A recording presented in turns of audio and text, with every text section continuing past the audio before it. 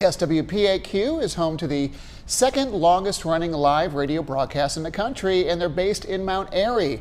Well, this Saturday they're celebrating their 75th birthday with a free event at the historic Earl Theater. Absolutely, and joining us now with much more on this event is Kelly Epperson. He is the second generation owner there of WPAQ.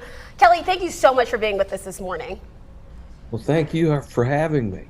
Absolutely. So obviously you guys have a storied past that's led you 75 years into where we are now. Can you share just a little bit about the start 75 years ago? I hear, like I said, we know it's a family business, so this story has to be near and dear to your heart.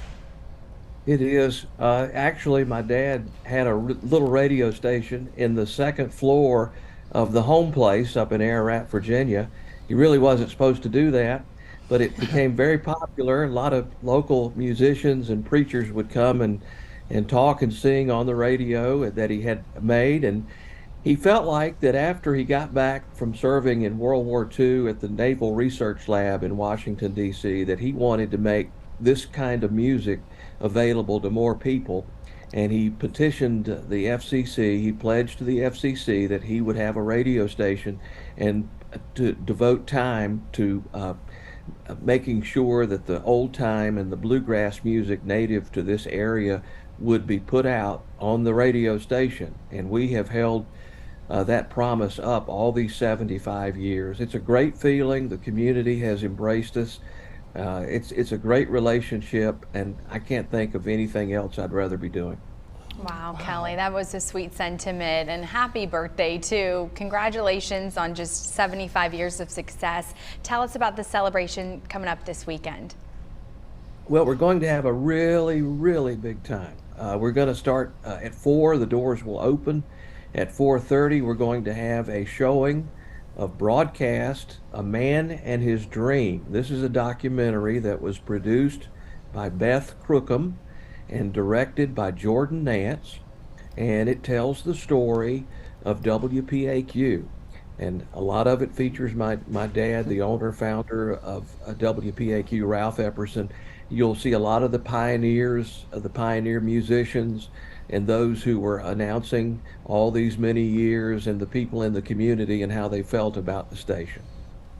Then at 5:45, we're going to have a really big time with the Travis Fry and Blue Mountain, the Country Boys, Slate Mountain Ramblers, Nunn Brothers, and Harrison Ridge. Live music from the Earl Theater, and it'll go until about 10 o'clock Saturday night. Woohoo! There we go. Some good old bluegrass fun, right? Absolutely. And we expect a really big crowd, so come early, get a good seat. Kelly, what time does that concert begin? Actually, the showing of broadcast is at 4:30, but the concert will start about 5:45. All right, that sounds awesome. But getting back to just the history of the radio station, before people come out and support the concert, what has it meant for you to be able to keep WPAQ on the air all these years for the community? Well, I kind of feel like my dad's hand is on my shoulder, and I just can't imagine changing the format or doing anything different. He always said, why would I want to be station number 26 when 25 other stations are pretty much doing the same thing?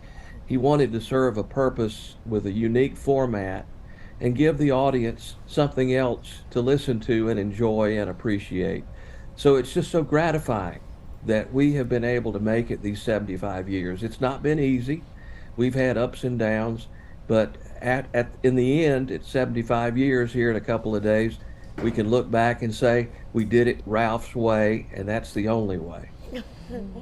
Kelly, we've got about 30 seconds left, but I did want to ask you this. You guys have been around for so long, 75 years. Have there been some noteworthy challenges or successes that kind of mark that time? Well, we did go FM back in a couple of years ago, FM 106.7, and we were streaming started in 2007, and we actually had the original players that started WPAQ test sessions prior to 1948.